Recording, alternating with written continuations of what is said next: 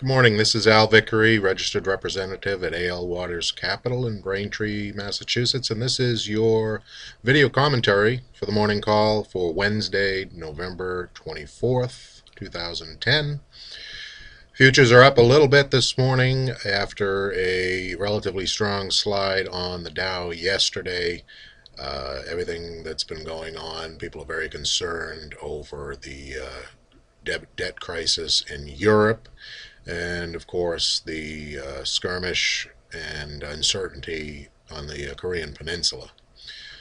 We have a lot of data coming out today, which is always very important. Everything from initial jobless claims to several other factors that will be on investors' minds this morning.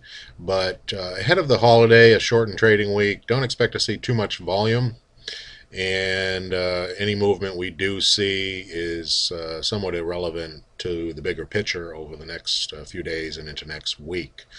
Gold is trading at about $13.76 this morning. It has gone down about $3. A lot of this has to do with the dollar rising. And remember, the dollar is on its way up largely because it is the I hate to say it, but lesser of evils lately. So many concerns for the euro, the European Union, Portugal, Greece, Ireland, Spain, and things like that have left a lot of investors little else to do other than flock towards the dollar, regardless of concerns for the dollar in the long run. We've talked a lot about rare earth minerals lately. Molycorp did retrace a little bit yesterday, and remember, this is true for anything.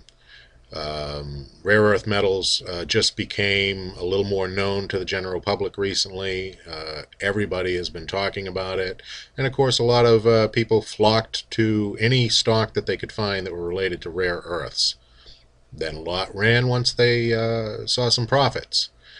So we will be in a little bit of a trading range, but there's no doubt in our mind that rare earths are something that is going to be very critical over the course of the coming year, really. As Arnie has told you before, you have to remember rare earths are a critical element in things like your laptop that you may be watching this on now, your flat screen television, your iPad, iPod, iPhone, BlackBerry, what have you. Ask yourself, are you willing to let go of all those items? Of course not. This is a critical element.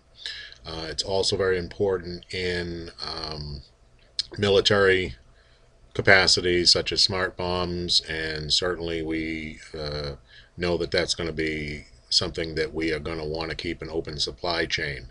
Thus far, the Chinese, as you know, have a 94% monopoly on the production of these minerals. Molycorp is U.S. based and has a new development in the works. They will be able to produce, or expect to produce, about 20,000 tons of these materials, but the capacity at this plant will be up to 40,000 tons. Bottom line is, it's a smart business move. The large sum of rare earth minerals have been tripled in price over the course of the last year, largely due to concerns over supply. So we feel this is a safe bet. Stocks go up, stocks go down, but in the long run we think some of the rare earth producers will be a good buy over the course of the next year. And gold as well. Again, the dollar being on an upswing is largely relative to concerns over other currencies. The yen has been rising as well, despite stagnancy in the Japanese economy.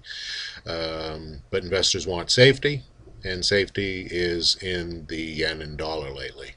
Long run is, the view is that we have seen a lot of dollar printing, and in the long run, it's unlikely to hold up. If anything, we may have a bit of a dollar bubble in the works as things are more uncertain elsewhere. Follow gold, follow rare earth metals, and we think you'll do just fine in the coming year. Happy holidays to everyone, happy trading, and we'll talk to you again soon. Have a good day. Thank you.